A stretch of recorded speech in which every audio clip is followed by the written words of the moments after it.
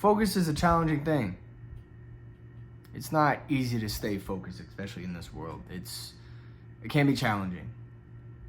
And especially, it's hard to be focused on one specific topic. But when you are, the challenge of it all is, it's not that you're focused on one specific goal or specific task or a specific desire. But I guess you could say the striking thing about it all is what happens when the focus is no longer needed. I'll give an example. When I was growing up, I wanted to be in the NFL. I didn't realize how close I was to the camera. Growing up, I really wanted to be in the NFL. I thought it was my way out. I thought going to the NFL would help me retire my mother and would prevent us from never being broke again. And I remember when I was in high school, one of my coaches said, he was standing in front of all of us, and we were all sitting there, and he said, listen guys, some of you are not going to go to college.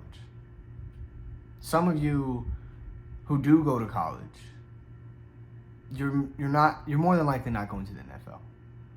But on the off chance that you do understand that the NFL stands for not for long. So even if you do make it, you still got to figure out what you're going to do after that. And I'll never forget when he said that. I was like, holy smokes. Like, he's right. Like, what am I going to do after football? Like, what am I actually going to focus on after football? And that feeling of I would guess you say, not fear, but anxiety. That feeling of the unknowing. It's like, holy smokes, like, what am I going to do? And I've realized that's another thing that goes on when, and just in life, like fitness. Even in fitness, when you decide to go on a fitness journey, whether it's gaining weight, losing weight, toning up, whatever the case may be, everybody's so attached to the end goal. But nobody ever thinks about, well, what happens after that? Like, what happens when it's all over? What happens when I actually make it? Like, what then? And that point of anxiety, that stunning and striking moment where you realize your focus needs to change, because you're no longer, when you do that, you're playing checkers, right? You're just in it to, you understand the plan, right? You understand the end goal, but then what? In chess, you have to know the move after the move after the move after the move in order to win the game. And if you're playing checkers in a game of chess, you'll always lose. And the difficult thing about it is, and I see it all the time in the fitness or health industry. Like, whenever anybody wants to, we'll use weight loss for example. Whenever somebody wants to lose weight, the first thing they think of is two things: going the extreme route and the end goal. No one ever thinks about their habits, the discipline, and the mindset. Nobody thinks about that.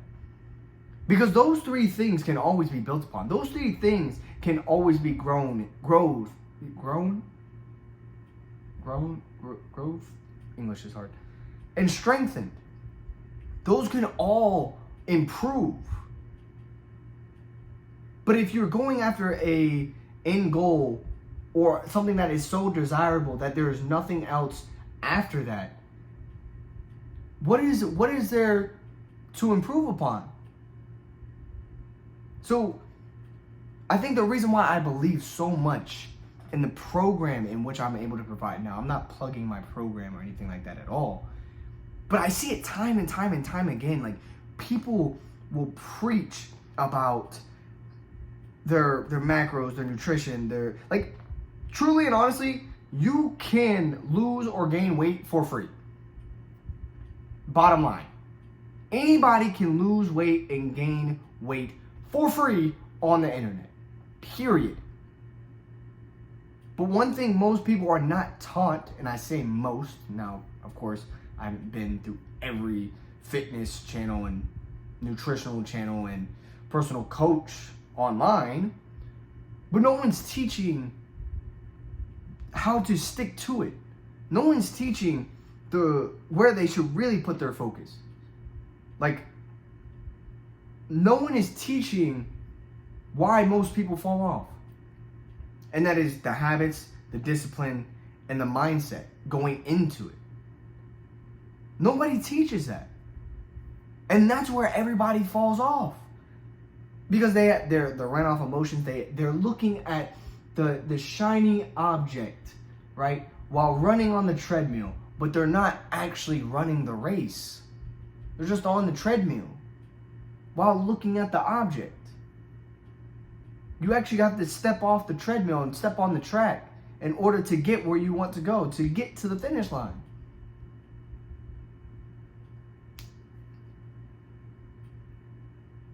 And sometimes in life, when you're so focused on the desire and the end goal, it's not fulfilling. It's not fulfilling. Like, I have a group of guys right now. We talk about it all the time. We talk about us becoming successful and traveling the world and changing people's lives. And I remember when I was young, I used to talk about having the car, now I say young, but like when I was a kid. When we would talk about becoming rich, we talk about the house, the car, the boats, the places we traveled to, the retiring our parents, like all of it. And then I remember one day I came to that anxiety, like stun of a moment where it's like, once we, acquire all this stuff and get all this stuff, like what are we gonna do then?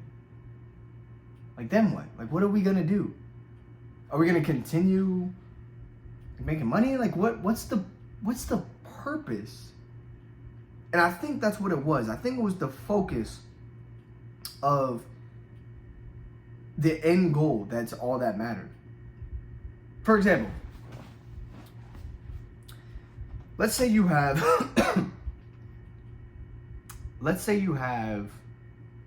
a marathon run. You have 2 marathon runners. You have one that all they care about is getting first place. That's all they care about. And then you have the other one that just wants to push himself to achieve the fastest time he humanly possibly can beat for himself. He just wants to push himself. He wants to see what that time, how low that time he can beat, I guess you could say, like back a better word. So let's just say these 2 guys, okay? They both been about maybe a few races or so, 5 or 6, 7, 8. And this one finally wins. He finally wins. And he's done. He's over. I mean, doesn't really do anything from there.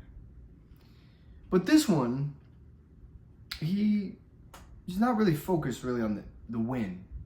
Because he understands, like, it's inevitable for him to win if he just keeps focusing on his time. So, later, I mean, eventually he wins one, but, it's cool, but he just wants to see what his time, like, see if he can beat it. Next one he beats it, he gets first again. He gets the same time, but he still wins first. He gets a lower time, but he still gets first. And then he beats it, and then he beats it, and then he beats it, and every single time he's winning. And while he's winning, this guy's looking at this guy like, oh, I can beat this guy. Oh, I can definitely beat this guy. So he tries.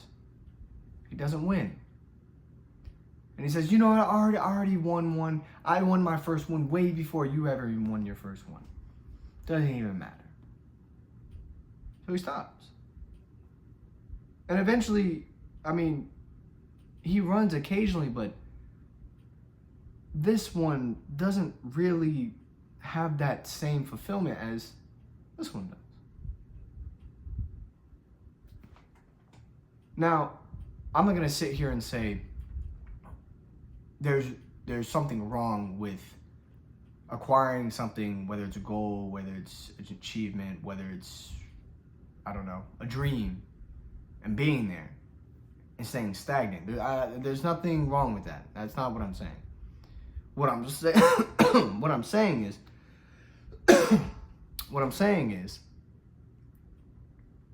is that if you focus too much on the desire and the end goal, to where that's all you think about, that's all you ever want to do, it's going to be a far different feeling compared to focusing on the day-to-day tasks and improving you. Because if the end goal was inevitable, what would you focus on? Like, if you knew the money would come, if you knew the body, the figure would come, if you knew... All right, so forgive me that this video keeps cutting. I didn't realize I was running out of storage space, so it looks like I got to upgrade my storage at some point. But just be careful where your focus is. That's all I'm getting at. Just be careful where your focus is, because sometimes the focus in which you put into your life can sometimes be the biggest fall you can have. And you see it all the time. You see it with athletes, you see it with artists, you see it with actors, you see it with politicians, you see it with other entrepreneurs, you see it with businessmen, you see it with influencers, you see it all the time. So just be careful where you're putting your focus and where you're putting your energy. Because I truly believe if you put your focus and your energy into something that is going to keep pushing you day after day after day to becoming a better version of you, it's inevitable that you'll reach that goal. Now, if you try to reach that goal sooner than later, then what? Like, if you, let's say you were 18 again, right? And you reached $1 million. You wouldn't have, okay, now of course this is operating from the perspective in which you don't have the wisdom and knowledge that you have now. But let's say you were 18 again, and you were where you were at in life, whatever you were doing, whether you had a good head on your shoulders or a bad one. That 18-year-old who maybe always wanted to desired a lot of money would probably come to one of two things. One, probably blow it all. Two, even if they had the money, then what? Like, after you buy all the things, after you buy all of it, then what? Then what? And I think that's why you have to focus on the tasks that you do every day. The mission is far greater than the desire. The mission and the journey are far greater than the desire and the finish line. Easily, hands down.